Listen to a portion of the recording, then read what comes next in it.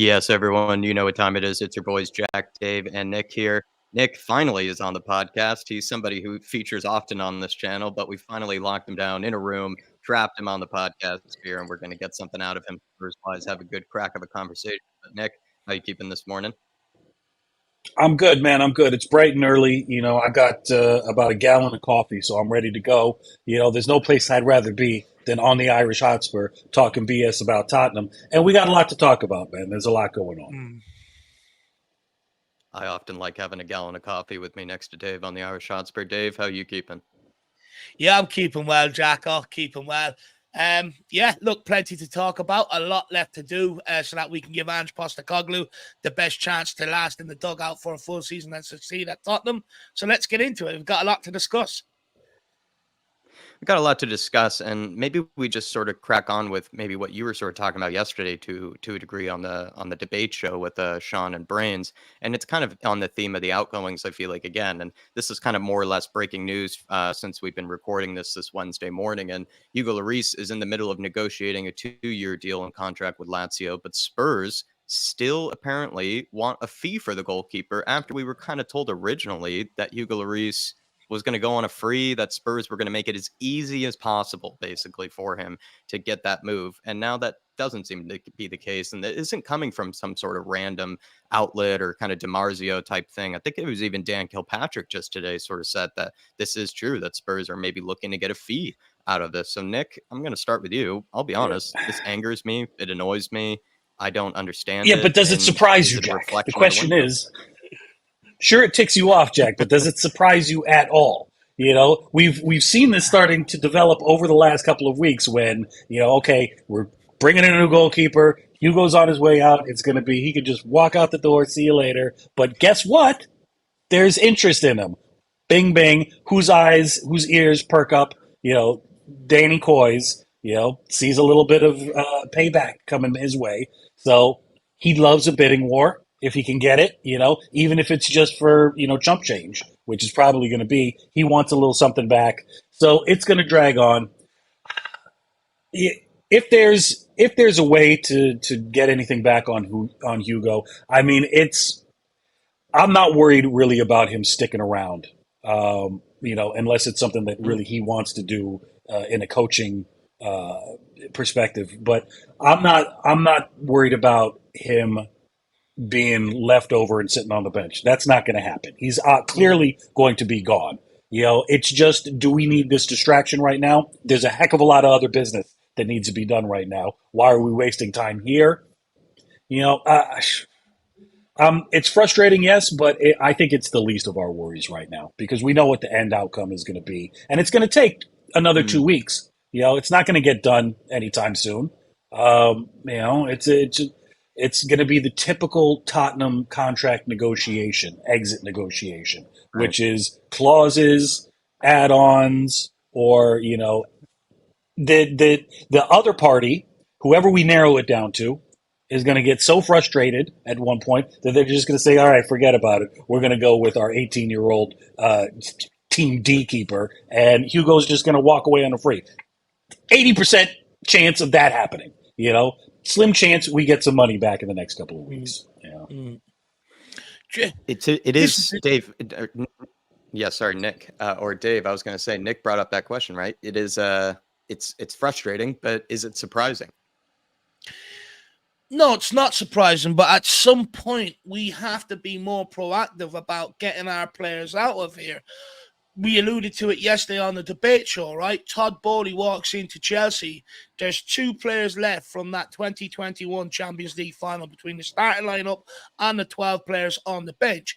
And, yes, okay, we can go in. We're not going to get into it, but you can go into about what he spent, if he's crooked, this, that, and the other. But the reality is, he can spend what he wants because he's cleared out his squad to be able to bring the players in. There's never the excuses that we need to get players out to bring players in, whereas at Tottenham, it's always the excuse. And it's been the excuse for not just Ange Postecoglou, but Antonio Conte, the same as Jose Mourinho. And when's it going to stop? With Jose Mourinho, it was always, well, we have to get players out, and we have to bring players in, or then to bring players in. But also with these guys here on their high wages and not really wanting to move anywhere, it then affects the caliber of player we can bring in, because we have to adhere to a wage budget, etc. So it has a knock-on effect and knock-on consequences. You go on to Antonio Conte, same thing. We have to get players out before we can get players in. That's what we were told why we didn't sign anybody in the January of last year, which if we did, it would have helped us massively on the football pitch, which is what us fans care about. And now I've spoke about it all pre-season long, about the bloated squad going on pre-season and all the knock-on effects it's going to have. And every single one of them have come true, despite people saying, Dave, you're being negative. And it's not negative. It's just, I just want this club to start acting properly so that we can give managers a proper chance to do something. Because all we keep doing is going through this perpetual cycle of bringing in a manager. You can only back them to a certain extent because you've got other deadwood here that you can't get out. And then that ends up having a knock-on effect on the pitch. You sack him, then you go again, you bring in another manager, another idea. This cannot keep going. This deadwood is holding up absolutely everything we're doing. If we were more proactive about it, we could have been out of this rebuild 2 years ago. But because we're allowing people like, and we've seen it like on released the other day, Dyer wants to stay at Tottenham and see out his last year contract. Okay, great. I would too if I was on 85K a week and I was useless, right? However, this is the problem. Pay the guy up. Pay his contract up. If it means you have to pay up the whole remaining year, pay it up. At some point, we the last few years we keep using that loan market, right? We can't keep going through that and going, oh, Brown, we'll use the loan market, because all you're doing is knocking on the problem for the next window, the next window after that. At some point, you have to wrestle with the terms. You've got a lot of your recruitment wrong. Yes, it's going to cost you a lot of money, but we're talking about a club that earned £500 million in terms of revenue every single year since they've built this new stadium and all the other income revenue streams. So what they end up paying out on Dyer and stuff like that is absolutely minimal. And for me, I don't want to see this go on any longer in this transfer window.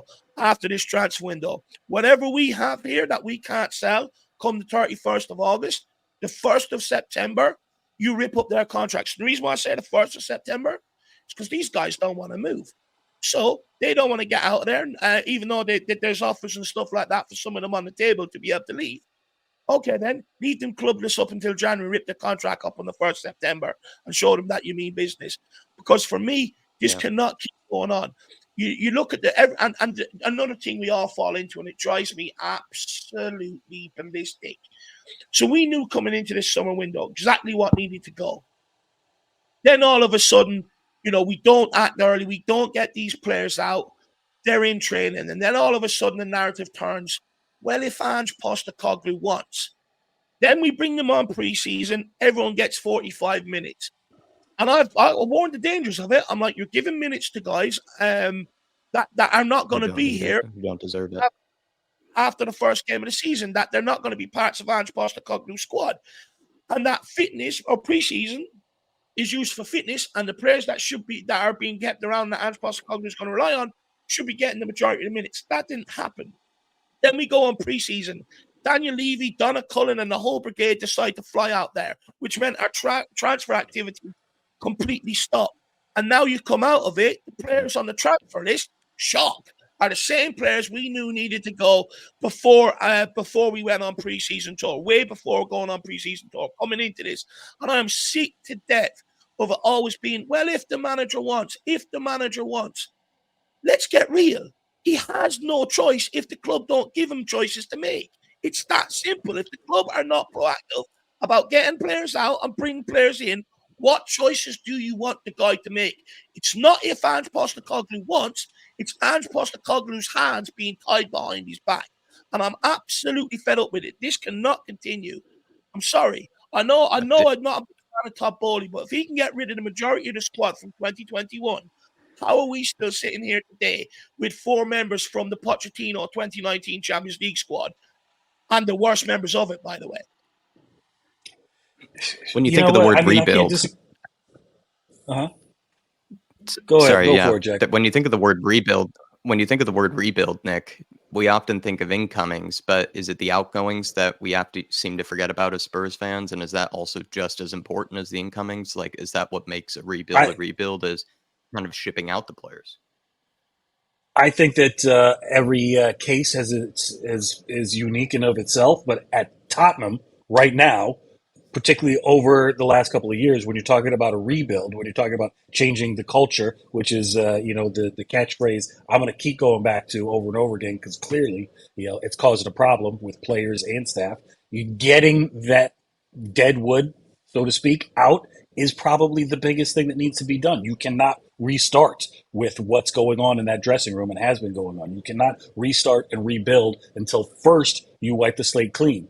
To circle back on the Hugo thing, man, Hugo himself and his situation is not the thing that I'm worried about the most. It represents though a bigger problem, Yeah. and I think for a lot of people it brings up the whole loan cap threshold question that we had to deal with a couple of years ago. That when we look about the possibility of these people hanging around, it brings up: are we going to run into the same Matt Doherty situation where we just forget how many people we've loaned out in a year and we got a big panic situation on our hands? So I think Hugo and himself, that's going to he's not going to be at the club in the next couple of weeks. But what about Tanganga? What about Alfie Whiteman and Brandon Austin? I mean, seriously, what's Mm. going on with those two guys? Because they're hanging around like an albatross right now. They only signed new contracts. come I think one of them only signed new contracts as well. Mhm. I mean, that's what is the philosophy behind that? Do we have loan clubs for them? Do we have are they signing new contracts just to keep their value up? And then Mhm. the Eric Dyer situation comes into play there. David, I think possibly that the question remains: who do we keep that's not a first team player? Who do we loan out? Who do we sell? Whose contract gets ripped up? Dyer's in the Mhm. last year of his contract, right? Is that the case right now? And that's he's been Correct. pushing for a contract renegotiation. I mean, I think the shock may be Dyer has his contract terminated because the payout in the last year. I mean, I know that Levy wants to retain some value and get something back on him. There are clubs interested, but it's Dyer that's putting his foot down, and Dyer wants to stay. And Dyer bought into this whole thing where he's going to be the secondary face of the club, bar Harry Kane. I see that as what's been the buildup since the end, since Pochettino brought him through and made him the key center back. He's thinking, I'm going to be the man. I want to put aside all the nonsense that we bought into a couple of days ago with him deleting his following the club and all that BS. That's a whole other issue that we all have to look at each other about because that stuff's got to stop. We got to stop being led by the nose by Twitter. But his how he Well, feels and where he sees himself in the club, that's the biggest problem right now. His whole I wanted my ashes I want to be buried at Tottenham Don't have to talk Hotspur about that. Stadium. That he's got to get over that right now because we have moved beyond that whole stage right now. Uh, mm, the hardest contract, the hardest situation, I think, right at the moment is not even bringing in the striker because we know we're going to have to deal with that. We're in negotiations. It's what to do about Eric Dyer. Mm. and the other deadwood, because I also think like players like Hugo Lloris and Eric Dyer right now are bad players to be keeping around because they have maybe had a sort of impact on the squad. I think in the squad's mentality in the past, I would argue has actually been to our own detriment. I don't think Hugo Lloris Mm. is as good of a leader as we maybe needed him to be in seasons past. And I would say the same thing of Eric Dyer as well. And so the fact that we keep these guys around and are still waiting for fees or still waiting for the right sort of deal or whatever it is, I think it's to our own detriment. I don't really know what sort of millions we're trying to get out of this because it could end Yeah. up hurting us in the long run when you're trying to build the right sort of squad mentality, the squad sort of leadership, structure, all that sort of thing, and just trying to build right now. Like we're seeing a lot of players that seem really happy right now, that seem like they're sort of buzzing together, but you don't want anybody to crash in on that. You don't want anybody to ruin that. Mm. And that's where I'm a bit worried about. And maybe players like Hugo Lloris being kept around and players like Eric Dyer being kept Mm. around. Because I do think with Dyer kind of acting like a bit of a petulant child, it feels like, with the way that he's sort of, been receiving, the news that he might not have much of a future here, that Ange isn't really taken much to him. The fact that he's unfollowed Spurs on Instagram, has done these sort of kind of very, let's say, public sort of ways of, kind of showing his displeasure is, again, I think, a bad sign of keeping players like that around. That's going to be bad to our own detriment. And I think it's maybe the same thing with Hugo Lloris, keeping a guy like him around who basically walked out on the squad in that Newcastle game. Why are we keeping players like this around when Ange is trying to build a better, sort of squad mentality in general? But you're absolutely spot on there, Jack. And like the thing is, right? For instance, Dyer wants his ashes buried under the Tottenham Hotspur Stadium. Okay, he pretends he loves what's best for Tottenham. Him and Hugo Lloris don't want to be a part of this new rebuild, or Ange doesn't want them a part of this new rebuild. Okay, well, if Dyer loves the club that much, leave so that you can free up space so we can do the final bits of business we need. And this goes back to my problem. Under every manager's, it hinders the rebuilding process and how quickly they can hit the ground running. All summer long, we were told we don't need a strike. We don't need to replace Harry Kane's goals. They're going to come from everywhere. After one game, everyone's talking about bringing in a striker. So I guess we do need a striker now. And the point being with it is we can't get one in because we've got 10 players to get rid of to be able to whittle this squad down even just to 25. We've got a 34-man squad right now. Sorry, so we have to get rid of 9. You have to get rid of 10 or 11 if you want to whittle it down so you free up space to be able to bring in players. And by these guys, or by someone like Eric Dyer, holding on to something that's just not there is absolutely crippling this club. And what's going to end up happening is it's going to have a knock-on effect into the season. There's going to be a shortage of goals up there with Richarlison up there, which at the Premier League level, it becomes costly. It costs you points, which affects your overall positioning that come the end of the season, which affects your prize money, which affects your transfer window going into the following season.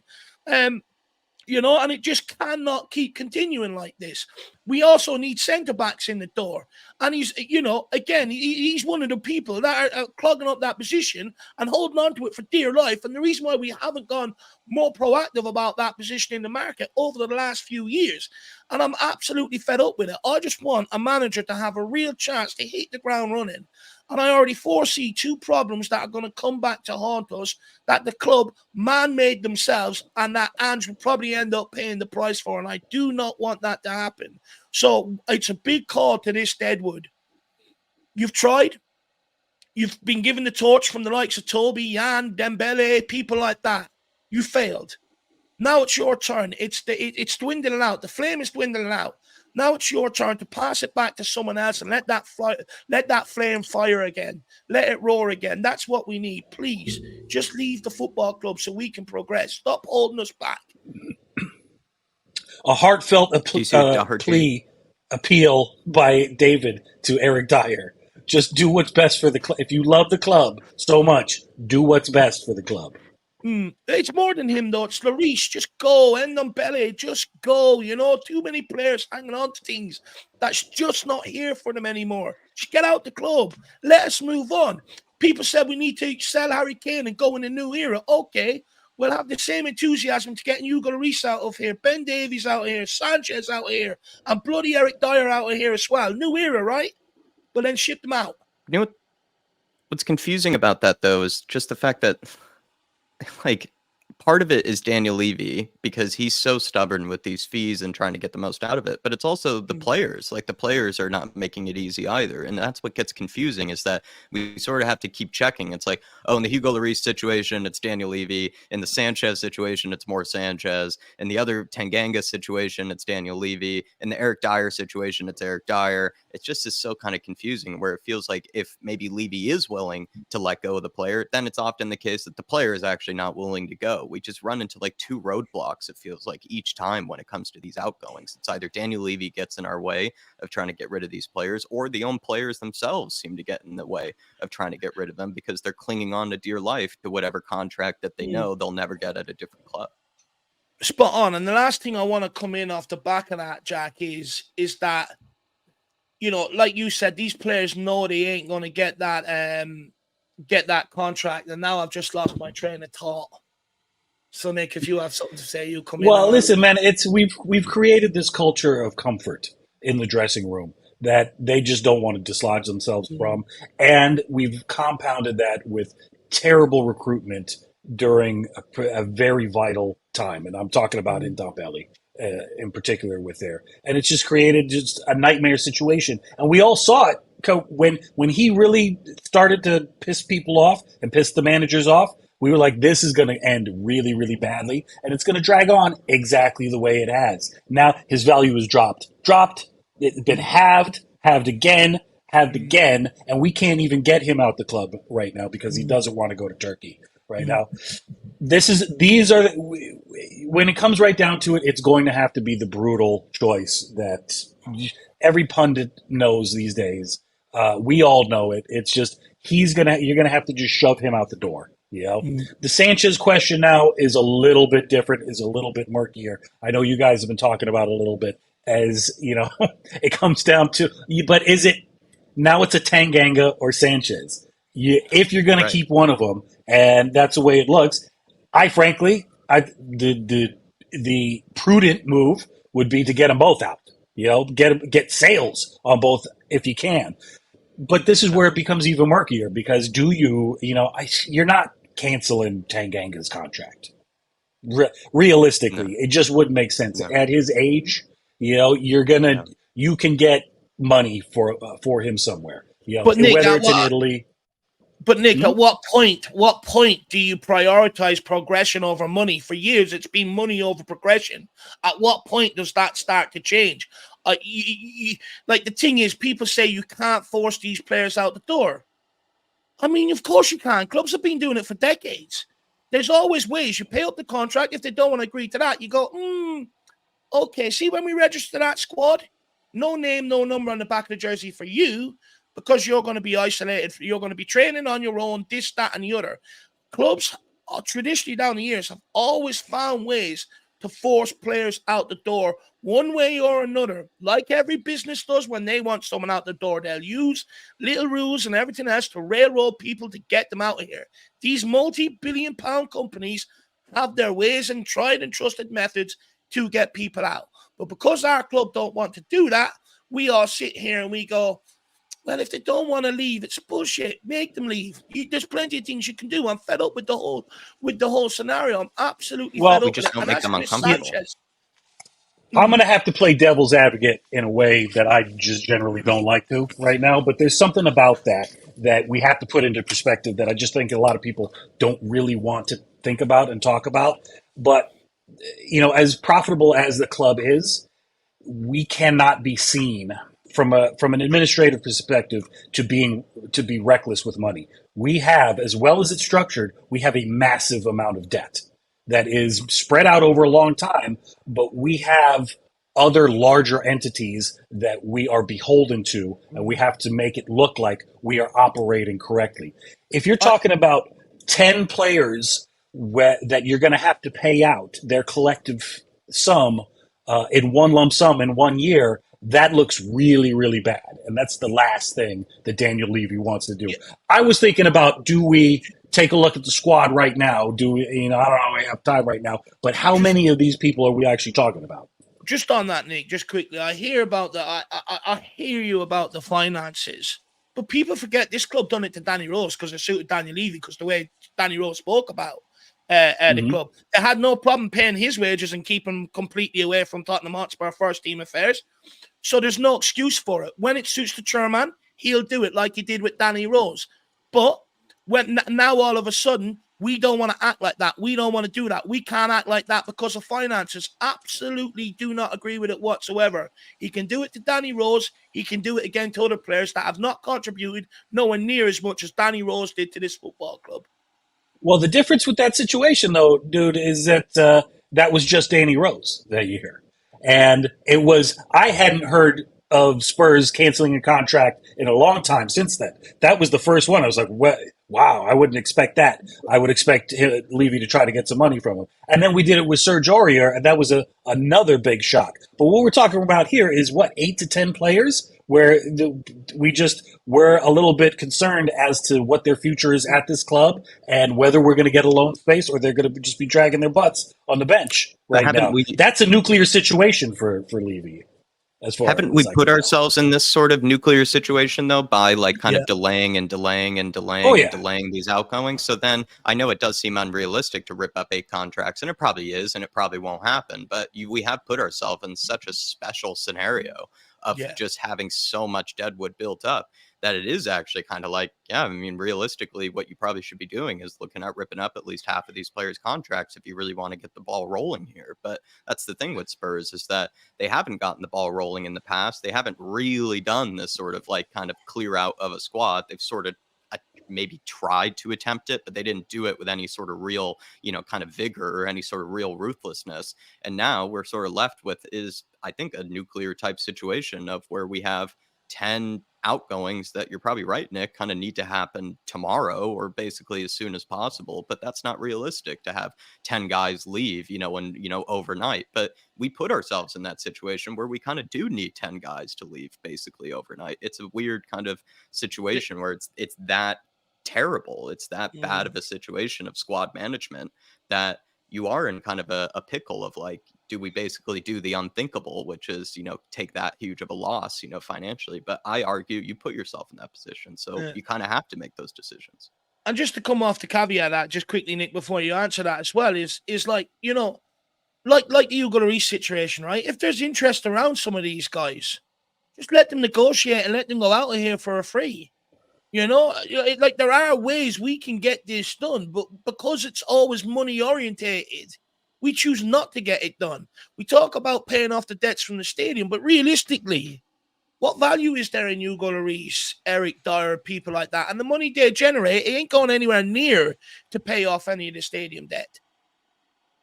well, you know what? So I mean, we're talking about bean counting and penny pinching right here. But if they get if Hugo's has another year left in his contract and we have to pay him 5 million, let's say, so roughly, if they can get 5 million from him from some way, okay, that little tick, that little check in the spreadsheet is balanced right there. Mm-hmm. Mm-hmm. I think there's every single player has a situation like that as to whether their value is more for us or their value is in the red for us. And it's just when you're talking about 30 plus players right now, that's you're going to have to take that seriously. I think it's going to end up being what Jack has implied. Yes, this is a situation that the club has created for itself.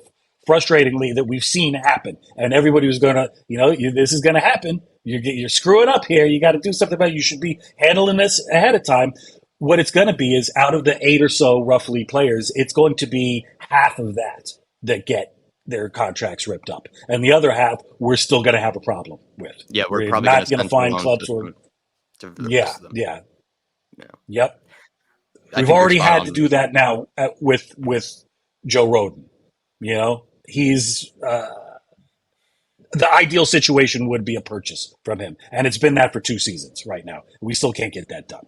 Mm. The Tanguy and Dombelli situation.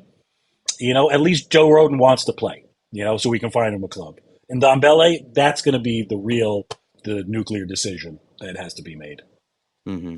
Yeah, and that's an interesting one though too with Ndombele because again, it's sort of what sort of players are Spurs willing to take the losses on, like you said, which are in the red, which ones are in the green, which one do they think they can balance out the books with? I think Tanguy is a situation that they find to be in the red. I think they're realizing that Mm-hmm. there's no way they're going to try to recoup maybe the fee that they wanted to try to earn back some of the loss that they, made with the guy. They're just looking at whatever Turkish club is willing to pay, the highest fee seems to be the case. And whereas other players like Hugo, like you said, for some reason they see it as maybe an opportunity to balance out the books. But I just feel like you're putting yourself in too much of a headache where who knows, another Doherty situation could happen again where like last minute, ripping up of contracts and players going out on freeze and it looks all just kind of like bad mismanagement. And it was the case with Matt Doherty. I think it was the right decision to let him go, but the way in which it was done just sort of screamed that Spurs just don't know what they're really doing when it comes to kind of the outgoing. So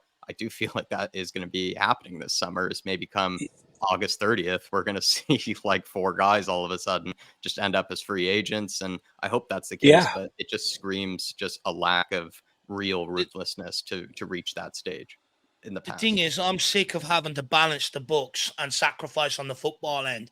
I'm a football fan first, and I want to see progression on the football pitch. I've given this club more than enough time, 4 years, to be able to sort this holy mess out, and they still haven't done it adequately. And at some point, you have to take a cut, and a good businessman does that at some point. A good businessman sometimes reckons in order to progress, you have to take a hit on things, and we're failing to do that. And I'm just Mm. not putting up with it anymore. I'm not a trained accountant, but for some reason I've had to learn more about finances about Tottenham Hotspur than what I did bloody in school growing up doing accountancy. You know what I mean? And I'm absolutely fed up with it. And now I'm at the point I don't care about the finances. I've given the guy grace. I gave him 3 seasons under Pochettino, or 3 transfer windows under Pochettino, and stuff like that. You know, we've already took sacrifices as fans. Now it's time for the board to sacrifice, take the hit, and let's progress. Because realistically, the hit they're going to take on some of these players, it just means that A, we can act fast, but B, all the revenue streams they have coming in, surely one of them covers it, right? So for Mm. me, I'm sick of the finances. I'm at the point I only care about the football. The last 4 years it's been financial reasons with this, financial reasons that, finance, and I'm sick of it. At some point, a good businessman goes, okay, we need to take a loss here so that we can progress here and make more here. Simple. So Daniel Levy's been getting you to do your homework, Dave? Is that what you're trying to say? He's been getting you to do your finance homework? I've just been forced to, because every time, you say, look, you just want the club to, just do better. Oh, well, financial reasons, blah, blah, blah. Okay, grand. I've looked into all the finances. I've also went and looked into all the revenue streams that we have and how much we make off them per year.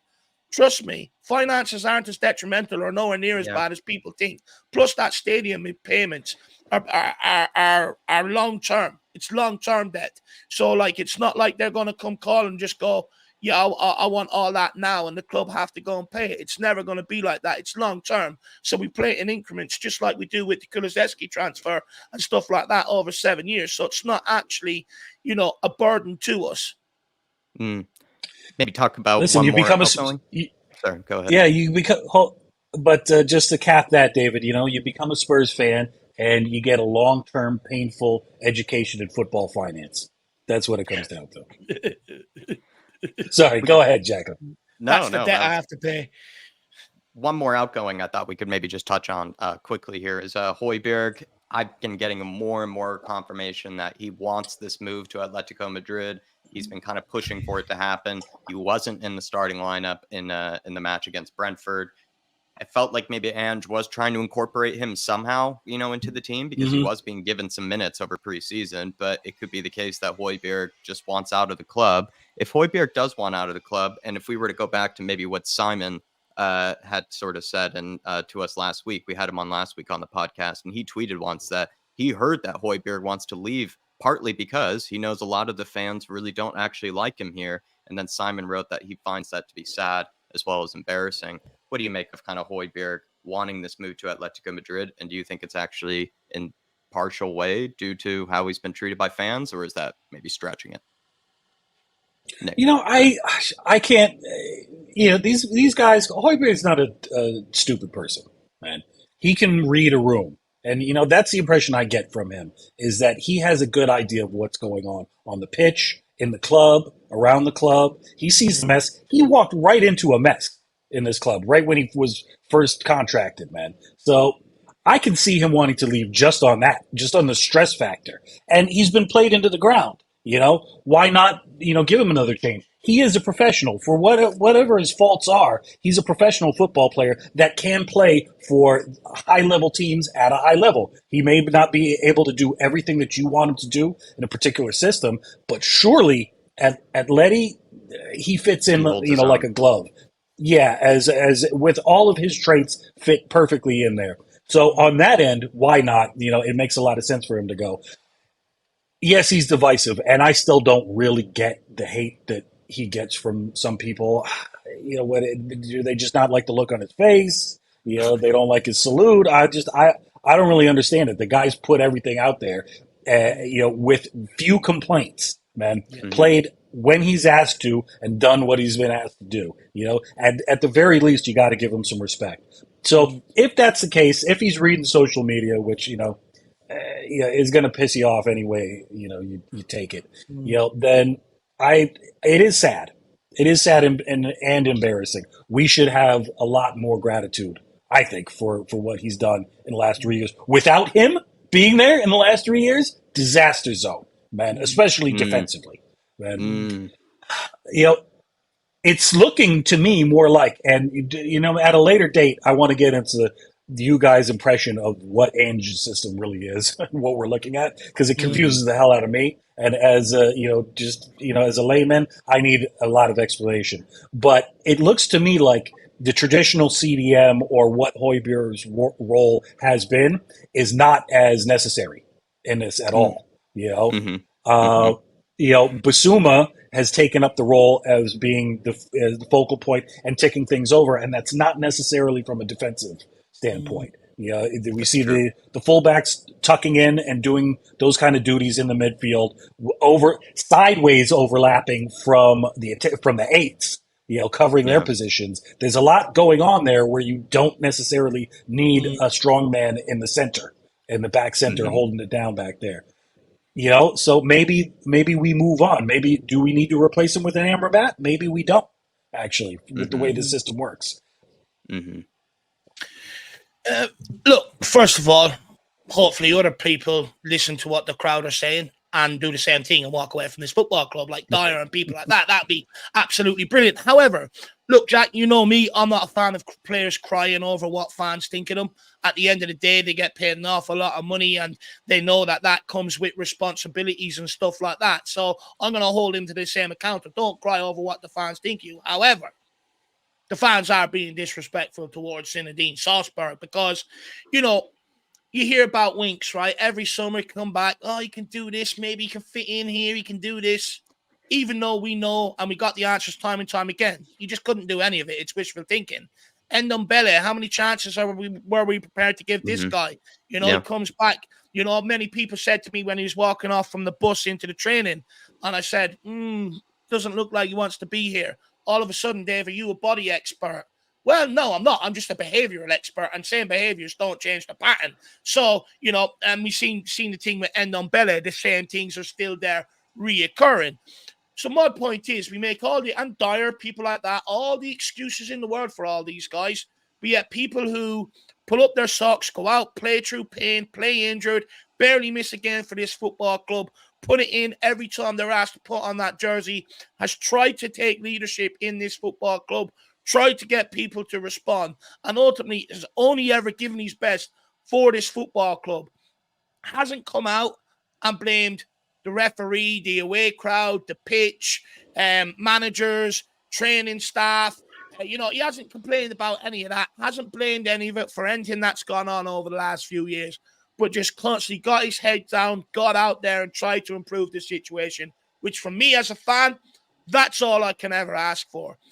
Pierre-Emile Højbjerg, a.k.a. Zinedine Salzburg, baby. Others may not abuse you, may not respect you or like you, but I do. I recognize a player that comes in and just does what he wants to, just enjoys football, wants to go out there, play games, and do his best for whatever club he's at, And I'm sorry that, there's been, you get the hate you do, and then there's been excuses made for all these average Joes at this football club. And it's just a sign of the times. Our best players are walking away, and it's not only to do with what fans have to say about these guys. I wonder how true that is as well. I'd say there's a small legitimacy to it, but I wouldn't say that's the whole reason why. Let's be honest. Some of our best players are walking away from this football club because they see it as a sinking ship, because we still have losers around the dressing room. These guys have been around for Jose Mourinho, Antonio Conte. They know the problems in the dressing room. All you got to do is look at Dyer, the way he threw his toys out the pram when basically Ange Postecoglou said to him, yeah, Dyer, you're not going to be a part of the leadership group, so just be quiet. Throws his toys out the pram. Now, can you imagine the way he acts when managers started playing him, then dropped him because of his performances? We wonder why we have a high turnover of managers, and this guy's been a huge part of it, but gets away with it completely, gets documentaries, etc., etc. And here we are, our best players walking away. And the reason why is because they look around and go, well, he was a problem on the last two. So was this guy, so was this guy. They're losers. They're not even great footballers. They cost us points on the pitch. And they're part of the new one again. And they just can't Yeah. believe it. And that's why they're walking away, Jacko. There's part of me that thinks that Højbjerg could be leaving because of some of maybe the reputation that he has with the fans and how divisive he is. But at the same time, I feel like he's sort of in that Emerson bracket where I feel like he almost doesn't really, how would you put it, Nick? Like he doesn't probably get that flustered really by maybe what fans really think of him. Like what we heard actually just He recently doesn't is give me like that impression. no, like Emerson, Yeah. we even found out like some of his friends were like reading him some of the hateful tweets and everything he was receiving. And he used that as like motivation, with his own kind of come up and everything. So I kind of get the vibe that Højbjerg has a similar sort of attitude about it, where he's really not all that affected by it. But at the same time, if you were to commit long term to anything, you're not exactly probably too keen if that's sort of maybe the reception that you sometimes get from the crowd and the reception that you get from some of the fans. Yeah, I don't think that it's like deterring Højbjerg from playing well or anything like that, but it could be kind of affecting his decision about whether he actually wants to be at Spurs in the long term, because he really did seem to have a love and a real kind of passion for this club. I imagine that's just probably the case wherever he goes, that he is that type of guy. He just gives his all.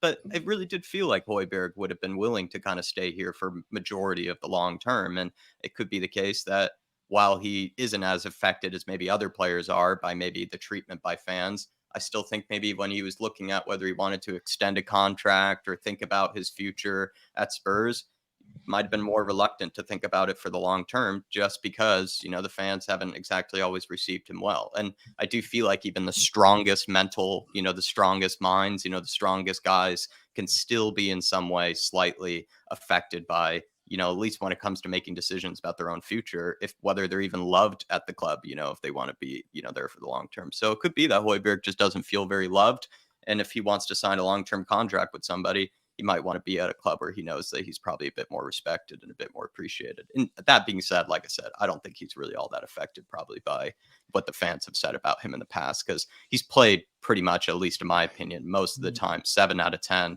has shown up with like broken legs and has still been able to play in, 90 minutes. So if a guy was really that affected by what people had to say about him, I think he probably would have pulled out of more games. He would have pulled out of more challenges. He would not have been as much of a warrior as he was for us. That's for sure. Yeah, man, and you know what? I see the overall sentiment of the fan base to him, or at least just the negative side of it, which there is, but there's still as much negative negativism as there is in social media. I mean, and that's pretty much all you get. That he still has a lot of supporters in the club, 100%. However, his situation is very unique at this club right now, where we're looking at a player in their prime that it is the right time to make the transfer for him, and he's willing to go. This is like a good situation. It's time to move Højbjerg on. There's big clubs out there who want to take him, and it's almost unheard of in the last few years at this club that we're in a situation like this. I think the time is right. My adjacent question to you guys is, do you take less money for Højbjerg than he's actually worth right now? Because this plays into the Deadwood scenario as well, because we're talking about losses in the perceived value of what our squad is worth overall. So if we're ripping up contracts for a handful of players, but we think Højbjerg's worth what, 30 million possibly? Do you take less from Atletico Madrid just to make the move on and bring somebody in? This has been everything you said there has been a huge fear of mine.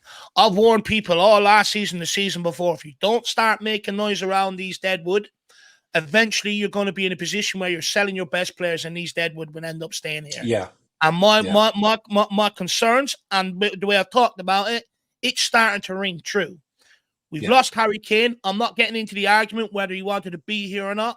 I get the reports he didn't. I get it, right? You got to cash in. If it's the same at Højbjerg, okay, fine, cash in.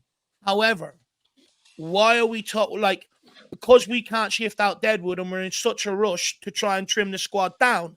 Now we're cashing in on some of our best players, And this should not be what the transfer window is about. We built the stadium to compete with the big boys, to bring in the revenue to compete with the big boys.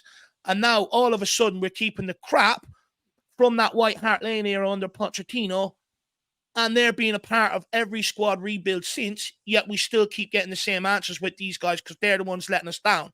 And now we're here, oh, well, look, we might take 34 Højbjerg because we can use that money to reinvest and we can whittle down the squad. It's like, why? Well, these are our best players. Why are we cashing in on them when we've got Deadwood to go? Just get rid of Deadwood and free up and go and spend and bring in players in. It's simple. But now we're sitting here talking about, oh, let's cash in on him so we can raise some funds. The club is the third most highest generating sports club in history. And that's not just football. That's across all sports in history. It's not about money for this football club. It's about ambition and the way they go about it. But if we continue this cycle to cash in on our best players, this progress is going to take longer and longer and longer and longer to do. No. Do you think, just as a follow-up, Nick, from what Dave has said there, do you think you're looking at the Højbjerg situation with a bit of a business mindset, or do you think that it is, kind of a bit of both situation where, yes, it's the right business decision maybe to sell him now, but also could be the best decision for Ange or, something footballing reasons as well? Or do you think it's maybe more just a good kind of financial decision maybe for Spurs to just let go of Højbjerg? We would love for all the transfer situations just to be straightforward business situations and not have sentimentality, emotional attachment involved, or even just a frustration of what's happened before being attached to a transfer like Højbjerg. So it's a bit of both, but it's one of the only ones, I think, as I mentioned, that where it's in a financial sense, in a way you're supposed to keep refreshing a squad and building up towards, it's the one that makes sense. So I'm looking at it as a progression of the squad issue as well as a financial issue. It's something that makes a lot of sense right now. If there's a Basuma regen out there that probably could be found through kind of the scouting model of some kind that, Dave has, kind of been talking about recently that Spurs are getting into, they're trying to take more of kind of the numbers and look into kind of the hidden areas across Europe or around the world where they can find the next talent. And I'm all for that. And so if there is some sort of Basuma regen out there playing in Belgium or something like that, we could go after, I definitely would consider it, because at the end of the day, Højbjerg, I think, is going to be playing backup to Basuma, at least right now, or he's going to be playing as kind of an alternative, maybe box to box kind of number 8 type player. That is good about him, is that he is kind of versatile. And I do think he's more versatile than someone like Skippy is, because Skippy's now being kind of used as sort of a box to box type player. And I feel like actually Højbjerg would not be bad actually in that role. But it feels like if we're going to go for something in the long term, that might make more sense for Ange, because Ange is supposed to be here 4+ years, right? We're not as much thinking about is the short term, because with Conte and Jose, we often had to think that way, kind of short-term success, short-term results and everything. But maybe if there is some sort of, I don't know, like another Amadou Onana or that guy, over at Everton, I really always loved him. I thought he's a really, a real talent. I feel like if we just find some guy like that can end up being, a real Højbjerg replacement 2 years down the road, at the beginning, I think it could be seen as a loss, and it could be seen as a bit of a hurt to the club to lose a guy like Højbjerg, because you're losing not only what he can do kind of with his ability, but you're losing the fact that he's always available. He's a leader, not really in any way a problem player around the squad or the dressing room at all. All those things are actually quite valuable. I just feel like maybe 2 or 3 years down the road, if we did have some sort of real talented kind of, let's say, Basuma replacement, when Basuma starts to kind of reach, kind of his sort of, prime, around 30 years old, because I'm pretty sure he's actually around the same age as Højbjerg is, Basuma. I think he's better than Højbjerg in this number 6 role, but we do have to think that Basuma probably has, what, 4 Isn't or he 5 about years? 26? Basuma? Yeah, I think he's 26, so he probably has 4 or 5 years. So I'm thinking maybe long-term future replacement could be kind of lined up, through this sort of scouting model that could be seen as kind of a Højbjerg replacement, but also as kind of a Basuma backup type of thing. And I wouldn't be too much against that. I know it probably in maybe the first year for Ange, you might be better off just having a Højbjerg, but I think long term, down the road, future planning, long road type of planning, But maybe it's better that we go after a guy like that. Yeah, Dave. look, I get the point, Jack. All right, but people are forgetting the stockpile of talent we've got in the academy that we've been snapping up over the True. last few That's years. true. Right, That's true. already in place. We've got some tremendous players coming through there, especially in midfield across all areas. Realistically, right? We talk about regenerating the squad. Okay, fine, but midfield is our strongest area of the squad. You sell Højbjerg, that money ain't going into the back line. That money's going in to bring another midfielder in here to replace Højbjerg, because otherwise you're leaving yourself short. The whole idea of regenerating the squad, you start by strengthening your weaknesses. But what we're doing is we're selling our best players and creating even more problems. And we haven't even sorted out the problems that we were supposed to sort out coming into this window. And in order to regenerate the squad, it starts by getting rid of your crap players, plugging your holes, and then you look at your squad next season and you go, okay, Højbjerg, good player, good servant, overall decent footballer. But now in order to progress in this area, now we're looking at someone that's maybe a bit better going forward. Then you cash in on Højbjerg. It's about priorities and how you do it and being smart about how you do it. And we're now in a situation where we're actually creating more problems. Selling Harry Kane has created more problems despite many people saying it wouldn't. Selling Højbjerg is going to create more problems despite saying it wouldn't, even though midfield is our strongest area. And the chocker block is holding us up from strengthening our weakness areas. So in order to regenerate this squad, you do it the right way. Look at Newcastle under Eddie Howe, right? They came in, they bought a striker, and they bought defenders to strengthen that back line. And then after that, then they've gone in and they start adding into certain areas, and the squad's getting stronger and stronger with more squad depth. And that's the way Tottenham should be approaching it. Right now, when we still got weaknesses to plug, there's no way we should be looking at cashing in on someone like Højbjerg just to try and regenerate the squad. We've been snapping up under 21 recruitment for the last few years. It's been a big pursuit by Tottenham, big pursuit by Paratici. We've also got the under 17s and under 18 double cup winners to come through that are highly talented. So for me, again, I get it about a business point of view. But again, it ain't going to solve anything. It's just creating more problems. So are we actually regenerating the squad the way we think we are? No, because you can get rid of Højbjerg being another midfielder. Is that going to solve your issue at the back? Is that going to solve your issue scoring goals? No, it's not. So therefore, in the context of this summer transfer window, it's a pointless transfer. Mm. Let me ask you to cap off the Højbjerg thing. If we let Højbjerg go and we don't bring in another midfielder, where are we? Are we screwed? Or are we okay? I mean, we have Papa Sarr. We have a young talent in there. Skip, obviously, he's not everybody's cup of tea, doesn't have all the tools in his chest, but he's there and he's playing. But we have a Papa Sarr who looks very up and coming, and we have people in the academy. If we let Højbjerg go and don't bring in an Amrabat or a Sangare, something like that, where are we? Are we screwed?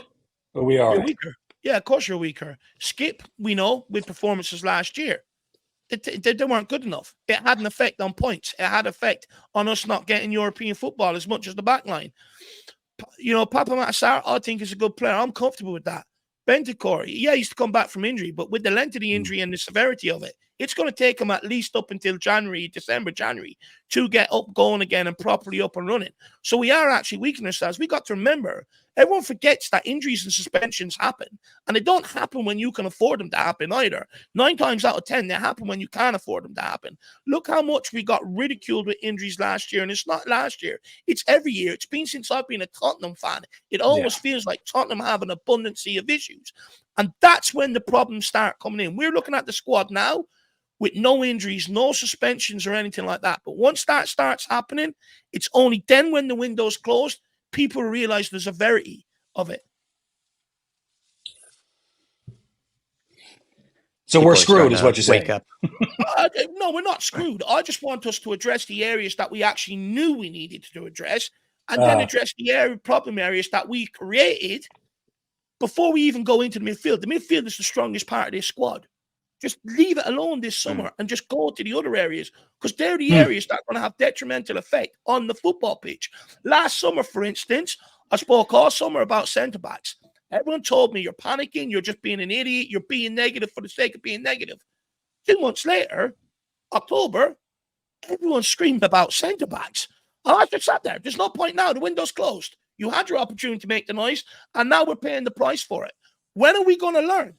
And it's not about like people who portray it as going, oh, you're just being negative and finding holes for no reason. No, I'm trying to be proactive so it doesn't have a knock-on effect when we can't do anything about it.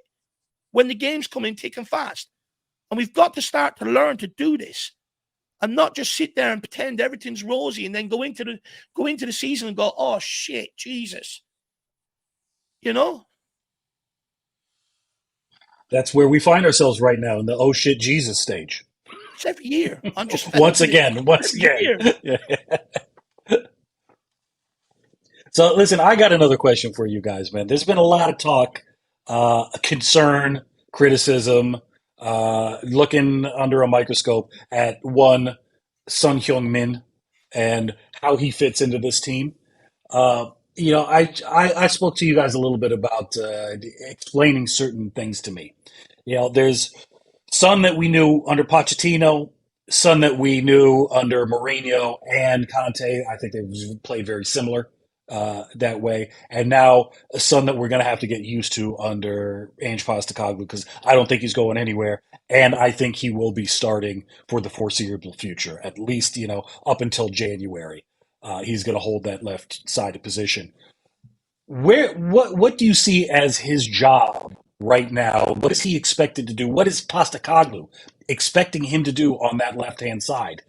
Traditionally, it's been receive the ball, take on a man down that corner, cut in and shoot, or get into the box and try to work out a combination with Harry Kane. But clearly, it's a different system and the opportunities aren't there in the same way. What do you think is expected from him right now?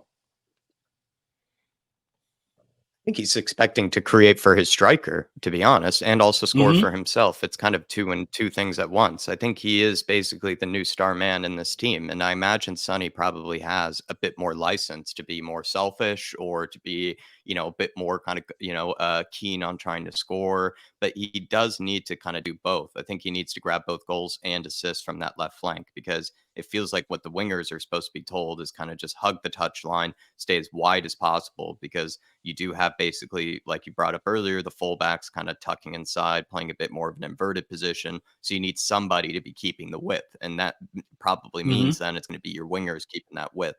Mm. Sonny, what's a bit confusing, I think, is he's a two-footed player. He's one of the most two-footed wingers you can find. But it feels like he's a guy that is maybe more two-footed with maybe how he's able to shoot and kind of create for himself. I think he can create for himself kind of with both feet. He can cut inside on his left. He can cut inside on his right. He can take it past his man with his left. He can take it past his man with his right. But I feel like what we're seeing right now is he able to really deliver the crosses and kind of the passes needed from that left flank that are probably required to create for players like Richie, who kind of aren't as good as Sonny at being able to create for themselves. I think Richie requires more service than maybe Sonny does. Sonny's a Yeah. guy who can just cut inside, whipping a worldie from like 40 yards and then just walk to the halfway line and, tell the opposition team to pick it out of the back of the net. Whereas Richie is going to be a guy that's going to sort of rely on service from players like Sonny. So I think what's going to be interesting is Sonny's probably being told to create, but also to score. And how is he going to best handle that? I'm not too sure. I think he will find a way to handle it because he's ultimately kind of the new star man, the new captain and everything. And even if this left wing position isn't ideal for him, I'm pretty sure over time he will figure it out. And because he's a smart guy and he's a guy that is very motivated and understands compared to maybe some of the players in this team when he's not playing well. We see guys like Dyer, other players who refuse to acknowledge their own bad patches and refuse to acknowledge maybe when they're going through a bit of a blip. Whereas Sonny was able to come out and acknowledge that and was able to talk about what he was doing wrong. So I imagine, even if he is sort of learning a new position here under Ange, where he's not allowed to always cut inside and he's not allowed to always sort of kind of look for maybe a shot on goal, he has to kind of look to create as well. I think it might take a bit of an adjustment period for him because he's also kind of Mm-hmm. expected to still be kind of the main goal scorer. but I don't know. I'm not really worried about Sonny because at the end of the day, I do expect him to be probably our top goal scorer, and that's what I think Ange is, wants him to be. I think Ange wants him to be the top goal scorer, and whether that's going to happen on the left flank or if that's actually going to happen up top, there's something to be said about there. If it doesn't end up working for Richie up top, maybe Sonny has to be moved there to score the goals. That's what I would say to you, Nick, is I think Sonny is going to be asked to create more than he has in the past. But at the same That's what time, I've I think Ange is still expecting him to be the main scorer. I think Ange wants him to be the top scorer for Spurs because he's the guy who is the best finisher in the whole team. See, that's where my opinion may differ a little bit. I have a feeling that maybe that's not what his remit is right now, or and particularly right now. I mean, especially Yeah. in that we're in the experimental and learning phase. What I see is him being asked to dictate play and be much more creative than he's been responsible for on that left hand side. Try to create space for other people, get Madison into play. I see Madison being much more of a goal threat than Son in this system right now. And holding the ball up and creating space for the overlap from Udogi, who we know has a hell of a cross from the left hand side. If he's getting that ball over the top, crossing the field from Romero, he's able to bring it down when his touch is good. And his touch from Son's touch from the long ball is still very, very good, man. He can drop it down in front of him very easily. And that's allowing a lot of room for Madison to get into position and Udogi to shoot forward. I see Son possibly being moved into the center at some point in time, but right now I think it looks to me like Ange just wants him to get more comfortable with a different responsibility over there on that left-hand side. Look, look, Son's objectives is always going to be creating and scoring goals. That's always going to be there. It's the type of player he is. He's a forward player who plays out wide. That's what a winger's job is. It's always been like that. And despite all the fancy names and, tactics we want to put on it, the idea of a winger is always going to remain the same. Look, when I look at Postecoglou's tactics, to simplify it, and this was the same at Celtic, the centre-back or the deep-line midfielder gets on the ball. Fullbacks run in centrally. Midfielders, your 2-8, stay central. The idea is they all run in. They take players in with them. All of a sudden, your winger's left one-on-one with the fullback. Get the ball into the winger. You're looking at your winger to beat his man and get balls into the box and create crossing angles. Son's problem is, and it's not just Son's problem, it's the same with Kulu. Yes, they can use both feet, but you're quicker doing everything you want to do on your good foot than you are on your bad foot. And you're more consistent on your good foot doing it than you are on your bad foot. The problem we've got is Son has traditionally always liked to cut inside and try and get shots off or link up play with 1-2s or drive at himself. The problem we've got now is when he does that, Madison is on that side. He's being asked to drop in, pick up the ball, if Son can't do anything with it, and get that ball into the box, deliver it or create shots. So every time Son cuts inside, he's got Madison there. He's got the fullbacks there. The striker, because he's expecting the cross, he then has to come back out. So now you've got the striker in there. And everything is absolutely congested. Plus, all the players that the fullbacks have brought in with them, the midfielders have brought with them. So we are just running into trouble. We are running into the brick wall. The whole idea, and it worked magnificently in preseason, and I warned that will it work as good in the Premier League because you start to be pressed. There's pressure on you. Turns out it's not working as good in the Premier League attacking wise in terms of creating chances because people are putting pressure on us. And the problem we have is you're asking Kulu to beat a man on his right foot when he's left-footed, and you're asking Son to beat a man on his left foot when he's right-footed. And that is having a knock-on impact because when they go to shift that ball, which in the Premier League, when you do that, you shift it, and with your explosiveness, you're hoping to create that half a yard to get the ball in. Because it's not as quick as it is on his right foot, defenders are reading it, and they're just taking the ball off us, and it's affecting the whole system. In this system, if this is the way Ange Postecoglou is going to play, the wingers, majority of the time, need to go on the outside and get that ball in behind the back line. But then your striker has to be in the middle to be able to get into positions to get onto it. And that's just the problem we're having. For me, I think Son's going to have to be moved out of there. I really do. I think you're going to have to put him central to go and get you goals. But then you're creating another problem, crossing balls into the box. That's probably Yeah. one of Sonny's weaknesses in the air. Yeah, yeah. I Well, so what about a Son on the right? You know, I, it's mhm. not his favorite position, but he has been very effective in there. I found that I think his problem on the right hand side is carrying the ball forward. He likes the way he takes on a man from the left hand side. He likes to turn his back to the crowd, and he likes to shuffle that way. He can't really do that the same way off the right hand side. However, when he gets past the byline, when he gets into the attacking third, then he is very effective. He can put in the cross, and he can cut in and shoot from his left when he needs to. It gives him more options actually when he gets the I ball agree. that further down. I would like to see a little experimentation in that place. But that leaves, what do you do with Kulu? I do feel like he should be played potentially on the right if he has struggles, let's say a few weeks down the road on this left. But I also think we have to come with a bit of caution in they are going to be adjusting to a new system, and some yeah. players are going to be more comfortable in the position that Ange assigns them than others, right? I think Mm, Madison is going to be so comfortable in the position he's being given right now. He's always wanted to play probably in this type of position. You see how comfortable Basuma looks in this position just by himself, being able to run the show on his own, and that sort of number 6 role. It seems like there are certain positions that are very tailor made for a lot of players, and so they're going to be very easily able to make that adjustment, adapt, and look like it's seamless for them. Whereas maybe players like Sonny and Kulusevski are now being asked to do slightly different things and are going to have this adjustment period where we maybe as fans need them to kind of make the adjustments quickly, but we also have to have a bit of patience here with them maybe having more kind of things to do differently,